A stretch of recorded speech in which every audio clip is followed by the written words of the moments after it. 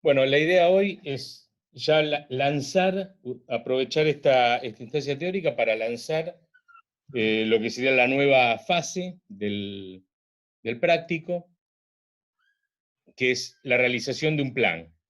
Ustedes ya empezaron a tirar algunas ideas que tienen que ver con objetivos de intervención, pero como decimos siempre, una cosa son los objetivos y otra es el plan. El plan básicamente es el cómo. El objetivo define el qué es lo que quiero lograr. El plan me determina cómo lo voy a lograr, cuáles son las estrategias urbanísticas que voy a proponer para,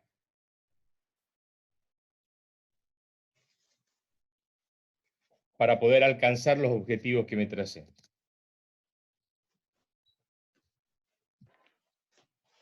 Hay una película, un cortometraje que durará 10 minutos, recomiendo que lo busquen en YouTube.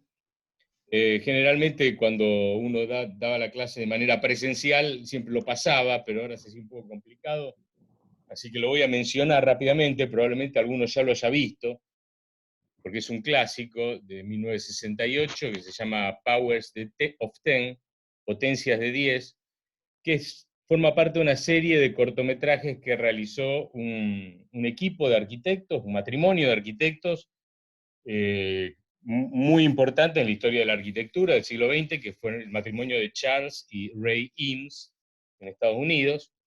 Ellos en los 60 realizaron una serie de cortometrajes. Uno de los más conocidos es Powers of Ten, Potencias de 10, que es lo que muestra el documental este. Bueno, es un film que trata con el tamaño relativo de las cosas en el universo y el efecto de ir agregando ceros. Y el film comienza con una escena en un parque junto al lago Michigan, en Chicago, donde un matrimonio, una pareja, está realizando un picnic. A partir de un momento, la cámara se posa a 1 metro, digamos, de la escena y toma un cuadrado de 1 metro por 1 metro.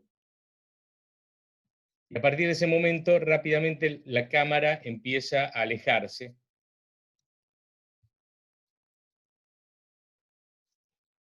Primero se aleja y hasta se detiene hasta tomar un enfoque que se encuadra dentro de un marco de 10 a la primera potencia, o sea, de 10 metros, luego de 10 a la segunda potencia, de 10 a la tercera potencia. La película básicamente es esto, se empieza a alejar, 10 a la cuarta potencia, a la quinta potencia, a la sexta potencia, séptima, se aleja de nuestro sistema solar, hasta que finalmente la cámara se detiene cuando la distancia al planeta Tierra o el marco dentro del cual se está filmando tiene una medida de 10 a la potencia 24, que sería una distancia de 100 millones de años luz de la Tierra.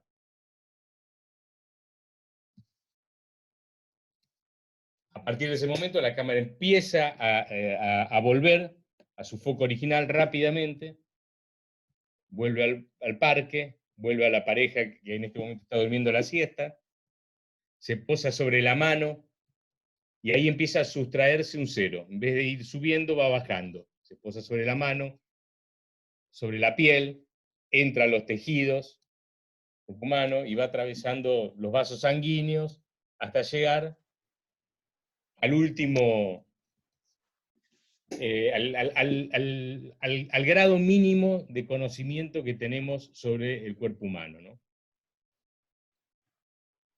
Que es 10 a la menos 15.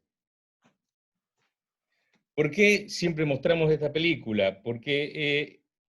No porque trate un tema urbanístico específicamente, pero sí porque introduce algunas cuestiones con las cuales ustedes van a tener que lidiar durante la realización del ejercicio.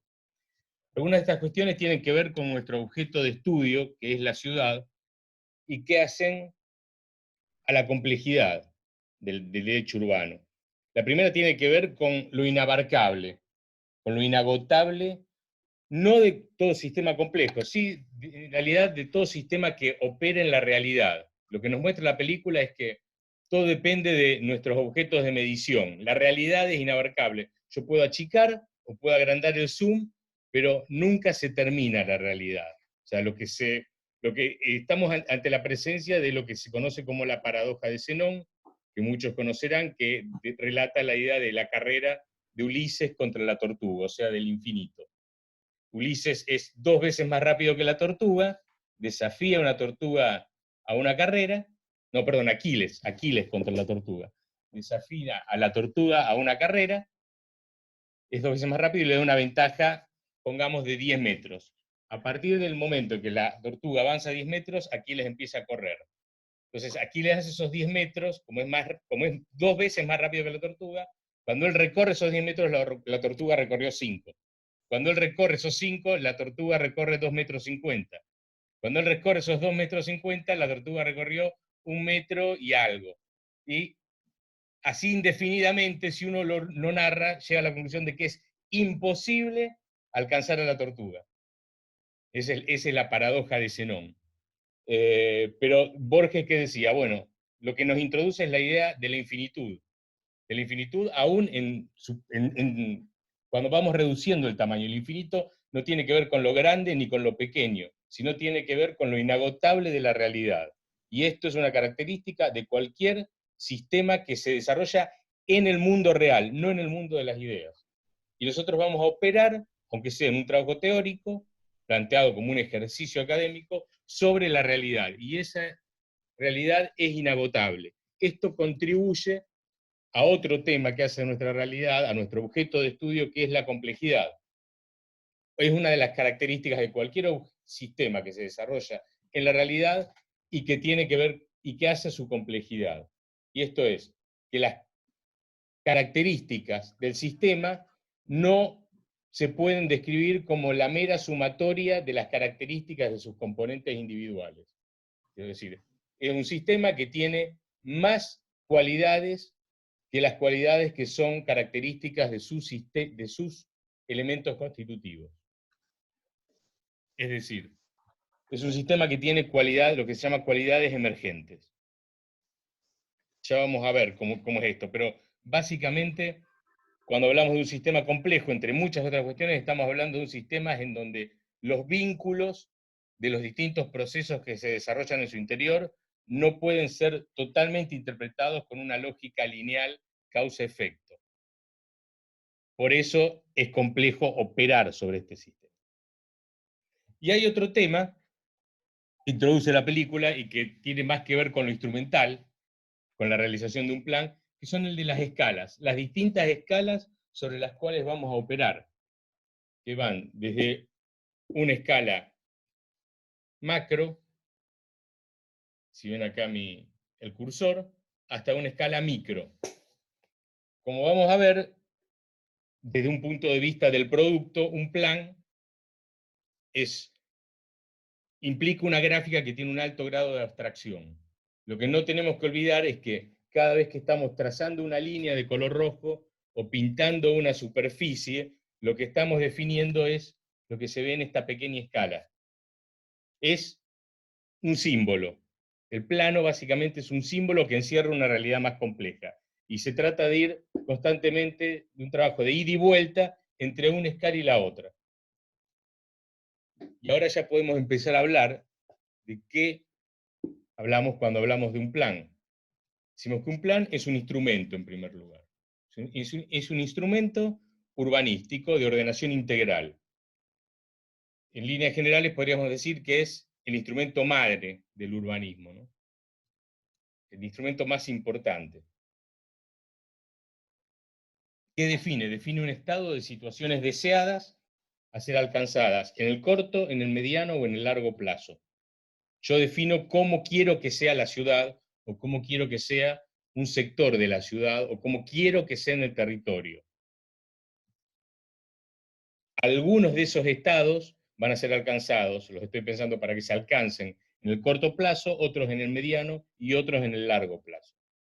¿Cómo defino eso? Bueno, mediante el diseño de los elementos fundamentales de la estructura urbana y del paisaje urbano, conceptos que con los cuales ustedes ya están familiarizados a partir de haber cursado 2 años de urbanismo.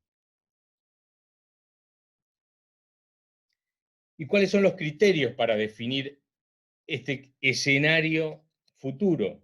Bueno, nosotros desde la cátedra y desde el trabajo práctico proponemos 3 criterios que serían como 3 puertas de entrada.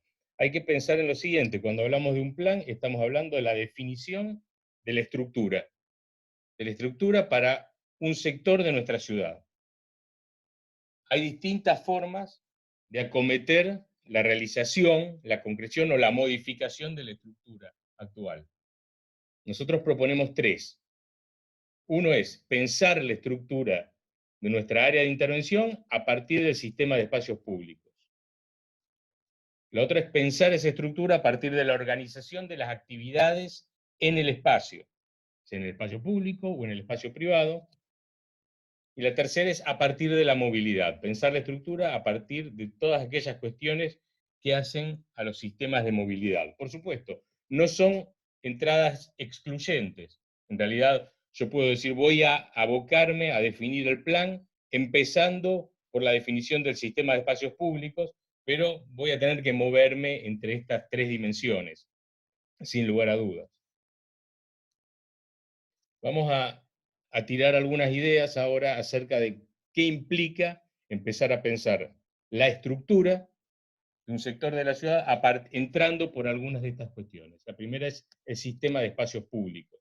Esto implica proyectar el conjunto de espacios públicos, entendiéndolos como un sistema integrado, no como una serie de componentes sueltos. Un sistema integrado que tiene que ser capaz de organizar y dar soporte a las distintas actividades que se desarrollan en la ciudad y que la van transformando constantemente, básicamente a los procesos de urbanización. Es un sistema de espacios públicos que tiene que servir para organizar y cualificar el paisaje urbano. Recuerden que nosotros entendemos el paisaje urbano a partir del sistema de espacios públicos, es lo que permite hablar de legibilidad, de lo que Lynch definía como legibilidad del paisaje urbano. Y también el sistema de espacios públicos mejora la calidad de vida de los habitantes. Esto quiere decir que la calidad del espacio público es asumida en términos urbanísticos como un indicador de la calidad de vida de una población. Cuando hablamos de soporte hablamos de esto. Piensen en términos de hardware y de software. El hardware es lo físico, el software es lo que corre adentro de un sistema. Podemos pensar el hardware de la ciudad como aquel sistema conformado por distintos elementos que van armando lo que entendemos como el sistema de espacios públicos, calles, espacios verdes, distintos tipos de espacios abiertos, plazas, parques, etcétera, equipamientos públicos, corredores, paseos, que sirven de soporte, de hardware, para las distintas actividades que se dan en una ciudad. O sea, lo que hay que pensar es cómo dimensionamos ese soporte para que las distintas actividades no colapsen, no lo hagan colapsar. Lo que hablábamos antes, pensar esos distintos componentes que que son los espacios públicos como un sistema integrado, no como un sistema conformado por elementos aislados. Se trata de integrarlos, de darles un sentido de unidad. Un sentido de unidad que se ve reflejado en cómo se unen los distintos espacios verdes, como vemos en este ejemplo del Plan Regulador Comunal de Providencia, en Santiago de Chile. No pensar los espacios abiertos como se ve en la imagen de la izquierda, sino como los muestra la imagen de la derecha, como un sistema que los integra, que los une. Y también pensar los equipamientos. Los equipamientos públicos muchas veces pueden ser concebidos como elementos que forman parte del sistema de espacios públicos. O sea, no como un sistema únicamente conformado por plazas, parques y calles, sino también por equipamientos, esto es, por edificios en donde se presta un servicio público, que es lo que hace este plan de equipamientos e infraestructuras culturales en la ciudad de Córdoba, en España.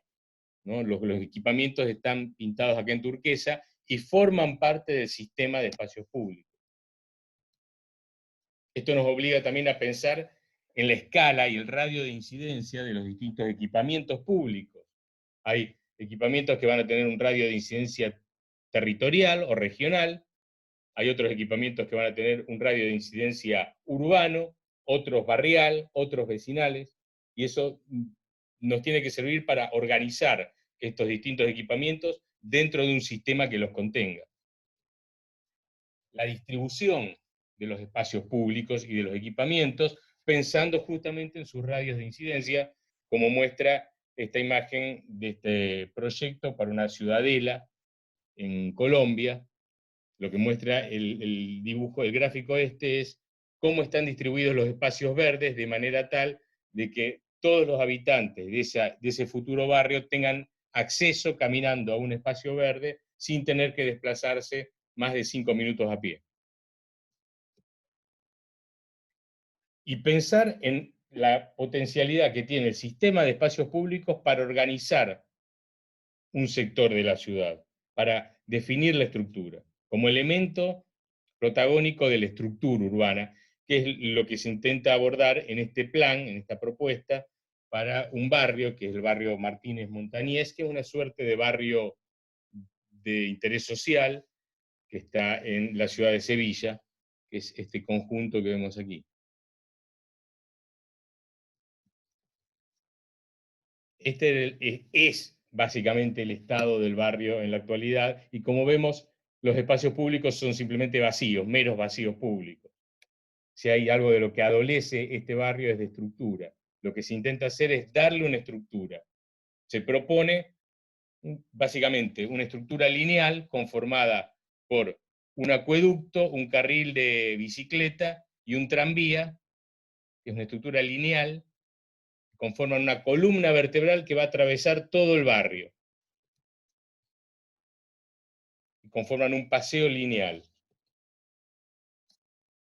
que armando un sistema de doble peine va montando algunos conectores perpendiculares a ese sistema transversal, y esos conectores me permiten ir conectándome con distintos equipamientos o espacios verdes que tiene el barrio.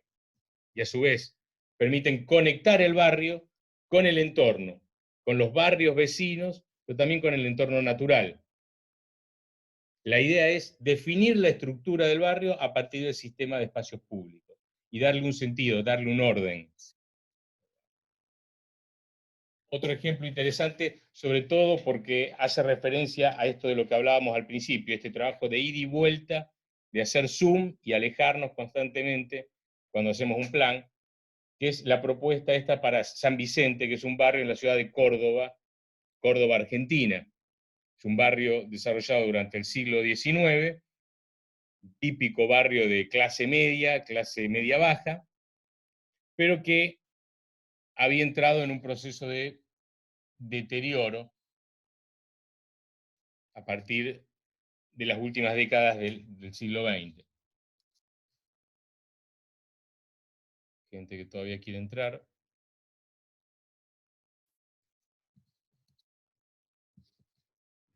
Lo que se hace en este trabajo es proponer la recualificación del barrio a través del trabajo, o haciendo hincapié en el trabajo, sobre lo que llaman las 4 plazas, que son esos 4 cuadrados amarillos que vemos ahí, y pensar en cómo se pueden estructurar entre sí, cómo pueden servir de esqueleto para las actividades del barrio. Y fíjense esto de lo que hablábamos antes, cómo el trabajo va mostrando esta idea de subir, de acercarnos y alejarnos constantemente. Empezamos por esta escala, donde ni siquiera vemos las parcelas, solamente las manzanas, nos acercamos y ya empezamos a ver el parcelario, las características particulares de cada plaza, y finalmente hasta realizar algunas perspectivas, que en este caso no tienen la precisión de un proyecto urbano, pero sí son montajes que me dan una idea de cómo me estoy imaginando cada una de esas plazas, ¿no? Este trabajo constante de alejarme y acercarme permanentemente es el trabajo que van a tener que hacer ustedes cuando desarrollen el plan para el área de intervención. Lo otro es pensar la estructura urbana a partir de las actividades en el espacio.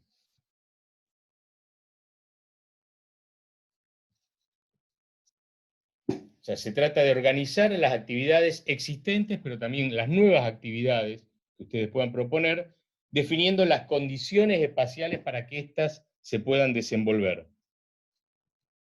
Esto implica tener en cuenta, en primer lugar, la conformación de centralidades, es decir, cómo las centralidades pueden servir para estructurar un área o un sector de la ciudad. La organización general del tejido en cuanto a usos y en cuanto a densidades. Y cómo se van a dar las distintas actividades y apropiaciones en los espacios públicos. Cuando hablamos de centralidades, hablamos de esto. Esto ya lo hemos visto también en análisis, ¿no? Pensar las centralidades como las áreas en donde se da una alta concentración de actividades principalmente terciarias, que pueden tener una manifestación espacial en el paisaje muy contundente, como es el caso de Los Ángeles, o pueden tener una manifestación más sutil, como es el caso del centro de la ciudad de Rosario. No obstante, lo que hay que tener en cuenta cuando realizamos un plan es cómo las centralidades pueden servir para estructurar y contener una ciudad. Cómo un sistema de centralidades bien configurado puede servir para evitar la dispersión urbana. Este desarrollo urbano amorfo, ¿no? sin forma, que no conoce límites, donde todo tiende a dispersarse. Los centros son puntos de concentración, recuerden. Son lugares, son atractores de actividades. Y pueden servir como elementos de composición urbana que evitan la dispersión.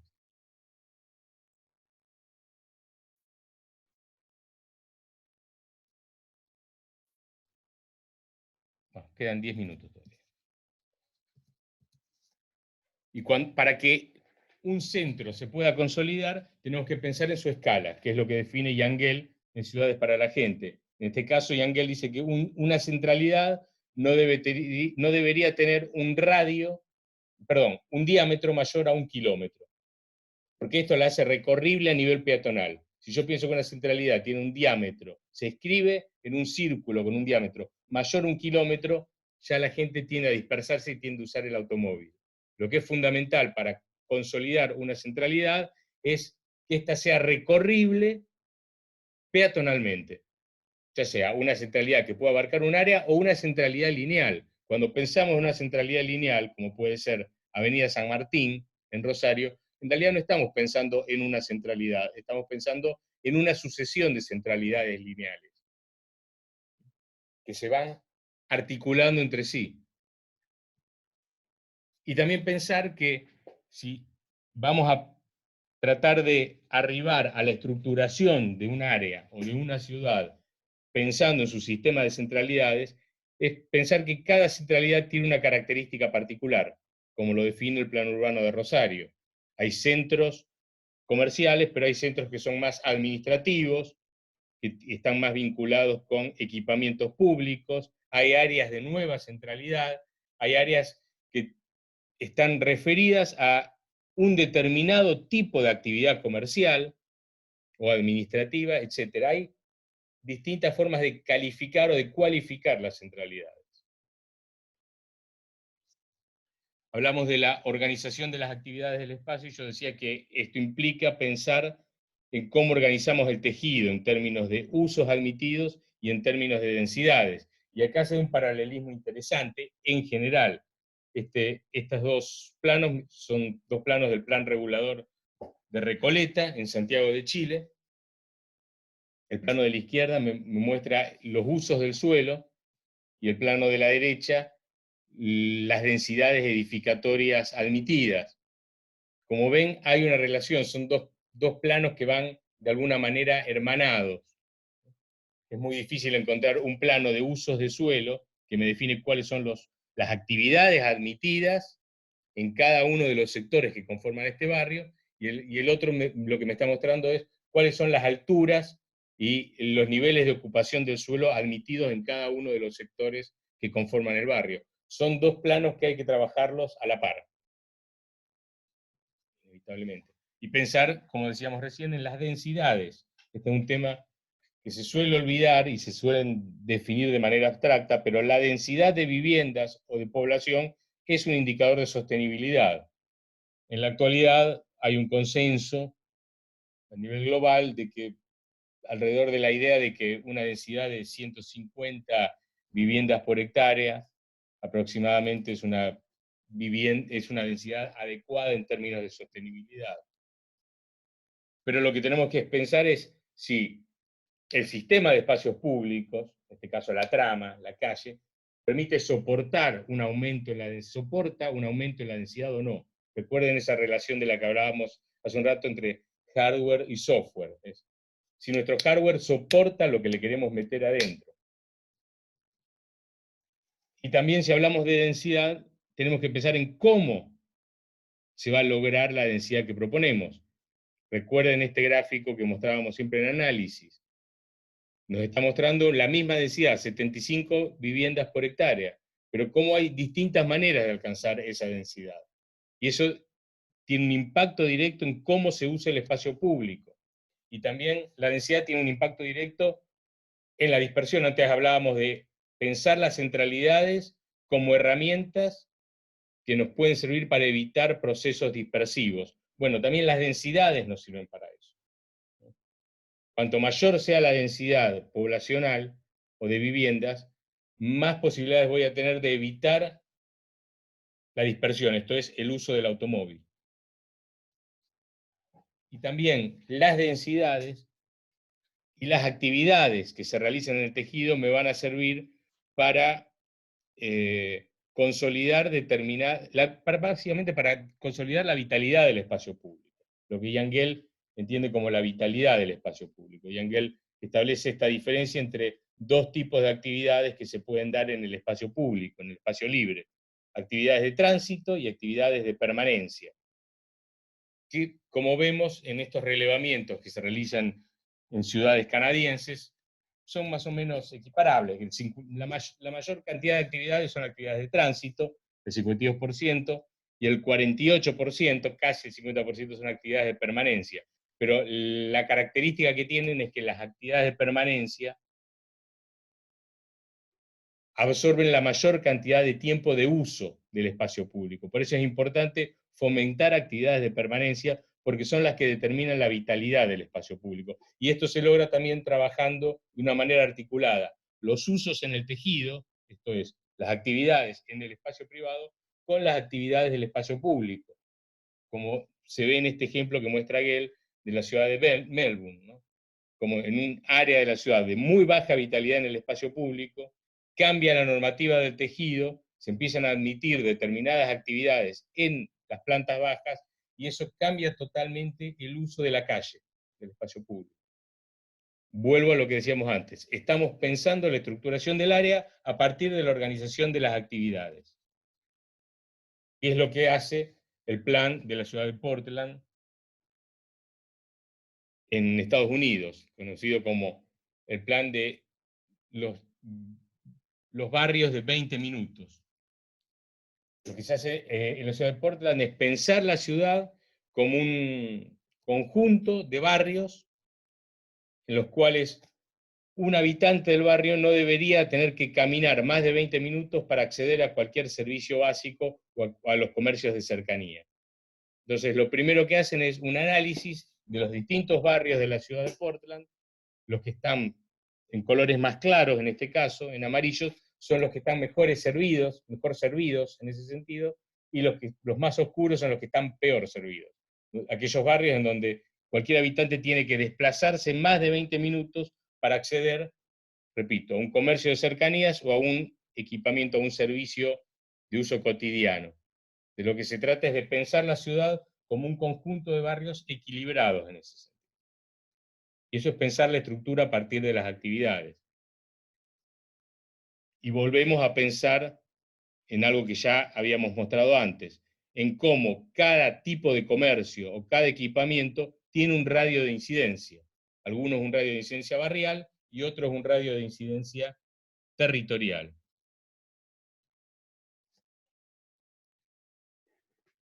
Y el otro tema es pensar la estructura urbana a partir de la movilidad.